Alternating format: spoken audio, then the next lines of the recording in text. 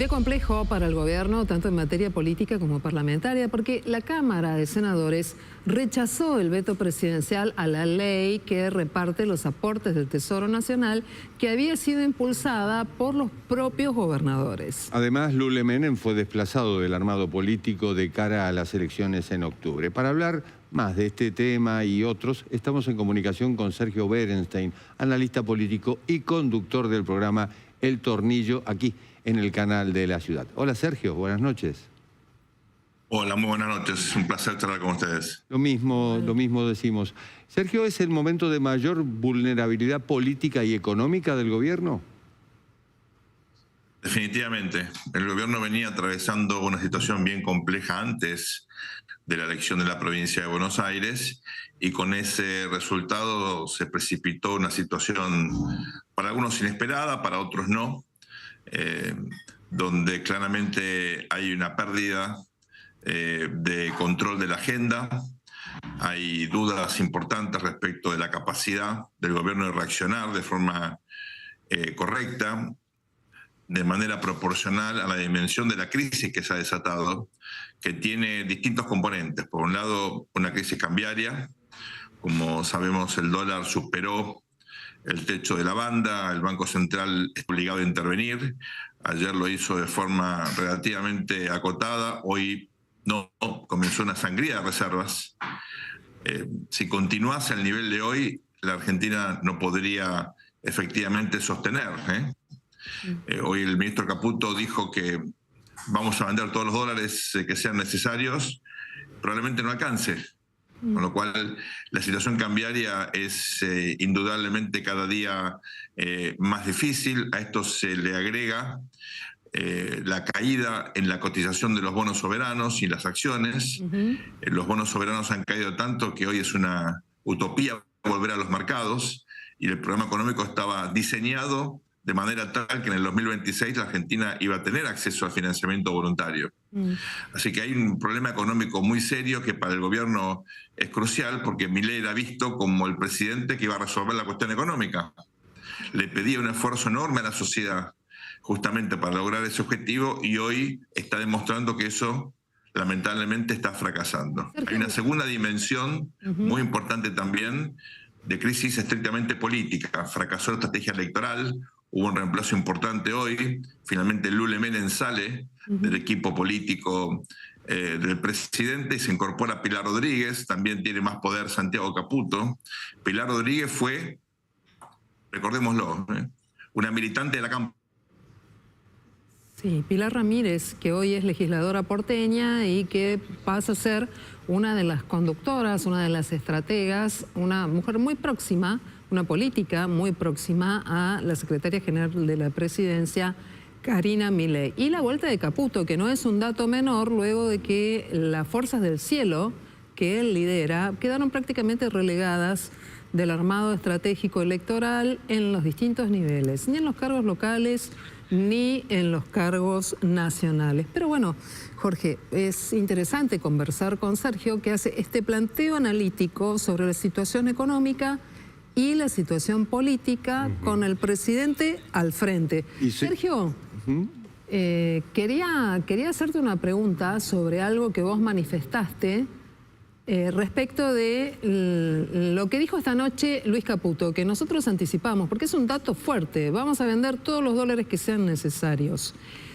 ¿Sentís de alguna manera que se está repitiendo el proceso político y económico que ocurrió durante el gobierno de Mauricio Macri, donde durante el gobierno de Macri hubo un fuerte financiamiento, pero los dólares se evaporaron en la idea de mantener el precio y venderlos en el mercado?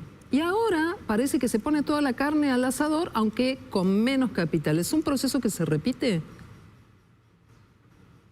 Creo que hay algunas similitudes, pero las diferencias son muy significativas porque recordemos que la Argentina logró un equilibrio fiscal que en el momento, en la época de Mauricio Macri, lamentablemente no estábamos ni cerca de lograr, ¿no?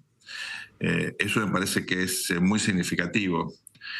También recordemos que había todavía en el gobierno de Macri, bueno, limitaciones importantes a al ajuste, si bien es cierto que durante la gestión de Nico Duhovne el esfuerzo fiscal fue muy significativo, ¿no?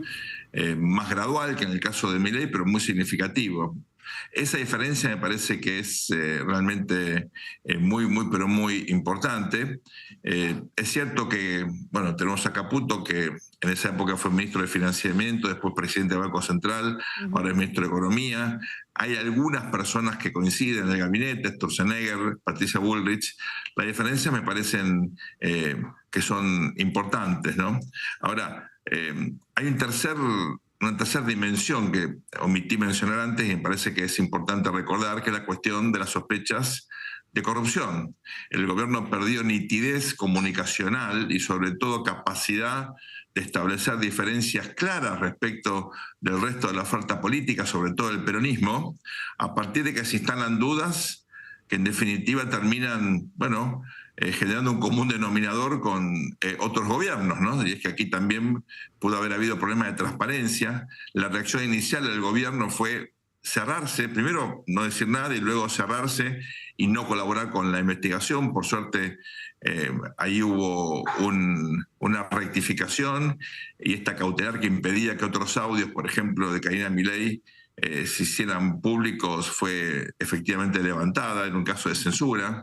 Un retroceso institucional de la Argentina. Increíble que un gobierno que llegó haciendo campaña con la palabra libertad haya efectivamente avanzado en la censura previa.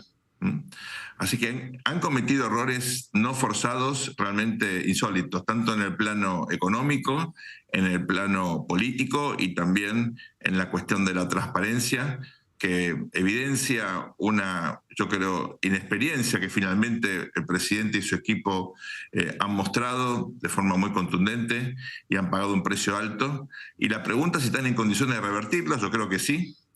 Pero bueno, hasta ahora no hemos visto suficientes cambios en los objetivos de política, en los modos y sobre todo en el equipo, ¿no? En los qué, en los cómo y en los quiénes. Lo que se desprende de las reuniones de hoy, algunos trascendidos, es que el mensaje de campaña será que el pasado es caos, inflación y corrupción. La pregunta, Sergio, es, ¿se vuelve a hacer campaña con el espejo retrovisor? Es decir, nosotros o ellos. Yo creo que eso es un gran error, ¿no? Sobre todo porque ahora hay sensación de caos, hay sospecha de corrupción, y la inflación, lamentablemente, en agosto la inflación mayorista rebotó, y si sigue la corrida, lamentablemente es muy probable que volvamos a tener ajuste de precios. Ojalá esto no ocurra, pero es la historia argentina, ¿no? Así que me parece que es un riesgo enorme. En definitiva, el gobierno podría plantear una campaña en contra de sí mismo. La clave acá es proponer un futuro diferente. El presente no le está trayendo en absoluto satisfacciones al gobierno ni a la Argentina. Todo lo contrario. El pasado es lo que es. Lo que tiene que recrear en todo caso el presidente es una expectativa de futuro, que fue lo que perdió. Esa es una dimensión diferencial respecto de la oferta opositora que básicamente está hoy focalizada en criticar al gobierno. Pero tampoco hay una propuesta de futuro lógica. Esboza algo por ahí, Provincias Unidas, pero de manera, me parece, todavía un poco general, ¿no? Sin precisar justamente aspectos de gestión, aspectos de construcción política. Creo que el gobierno está perdiendo una gran oportunidad. Sergio, y en este sentido hay una situación muy particular en el Parlamento, porque en esta sola semana, incluso hoy, se rechazaron 3 vetos en solo 48 horas y los senadores están esperando ahora que el próximo 2 de octubre finalmente queden en pie 2 leyes muy importantes. Una, el financiamiento para la emergencia pediátrica y otro, el financiamiento para las universidades. Pero además de eso, hay un punto en el que la oposición hace una advertencia muy dura. Hoy, por ejemplo, lo hizo el senador José Mayans, el jefe de bancada de Unión por la Patria. No lo voy a anticipar, son menos de 40 segundos, pero me gustaría tener tu opinión sobre esto. Compartamos a Mayans. Me alegra mucho que el Parlamento argentino esté poniendo racionalidad, porque vamos a necesitar racionalidad, porque vienen tiempos duros, Vienen tiempos duros. Miren ya lo que pasó allá en Asia, que se enojaron y estuvo bravo el tema. Entonces acá no se pasen de rosca. El ministro Caputo está pasado de rosca con sus tuits, discutiéndole al Parlamento. En una situación normal sería destituido por el Parlamento inmediatamente. Inmediatamente. Y la ministra de Seguridad también, inmediatamente. No se pasen de rosca, lo que viene es duro. Caputo no puede acusar de golpistas a los senadores. Y además recordar esa revuelta que se produjo en Nepal, intensa y muy dura. ¿Todo esto sonó a qué? ¿A una advertencia? ¿A la necesidad de rectificar el rumbo? ¿Cómo lo lees vos?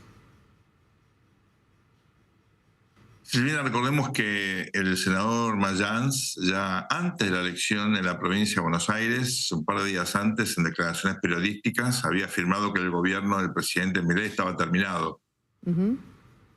Es decir, hay un sector de la política argentina que indudablemente está buscando profundizar estos aspectos críticos que tenemos hoy, que podrían derivar efectivamente, como ustedes titulan allí, en una crisis de gobernabilidad.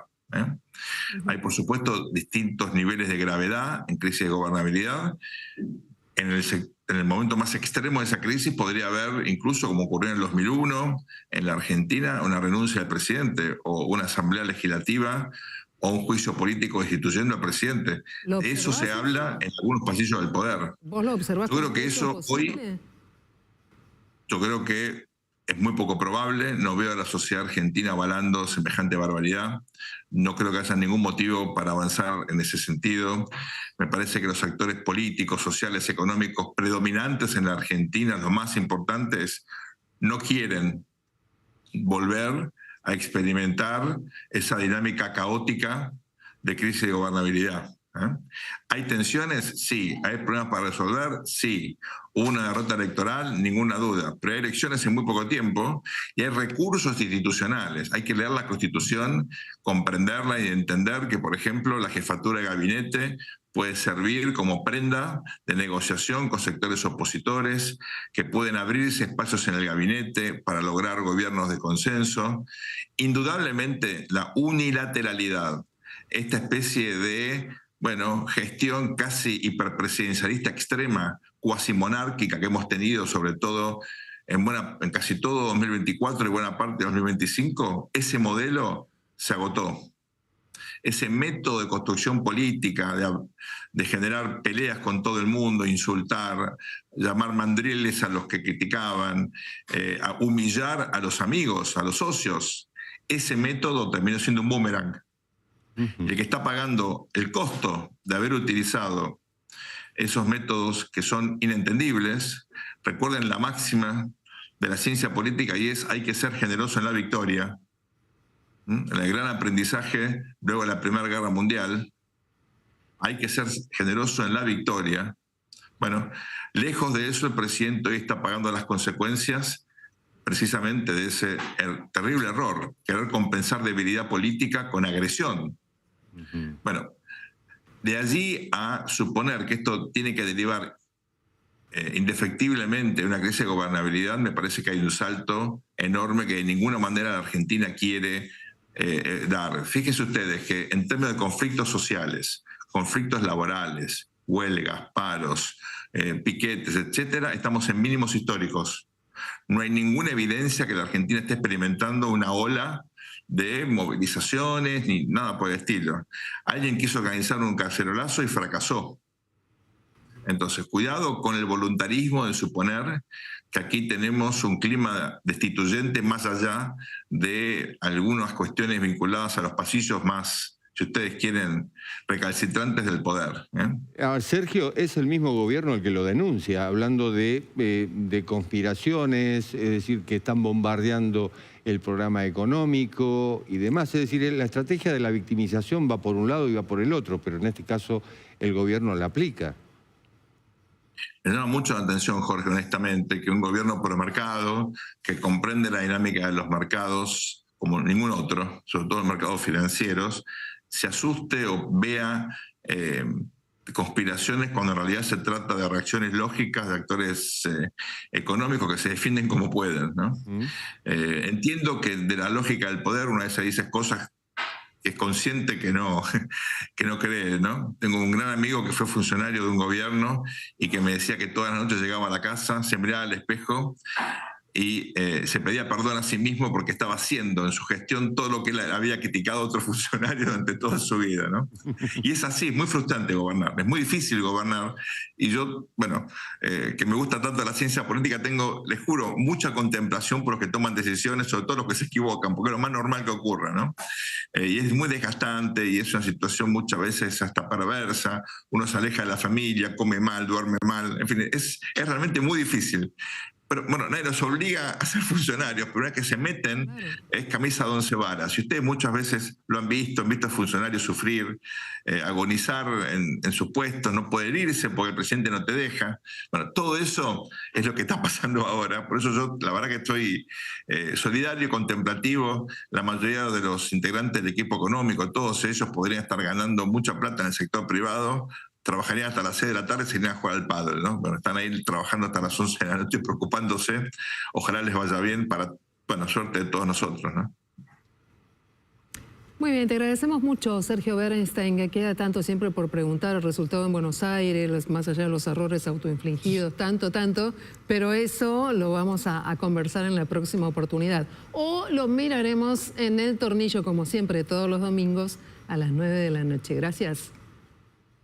Gracias a ustedes, muy buenas noches, un placer.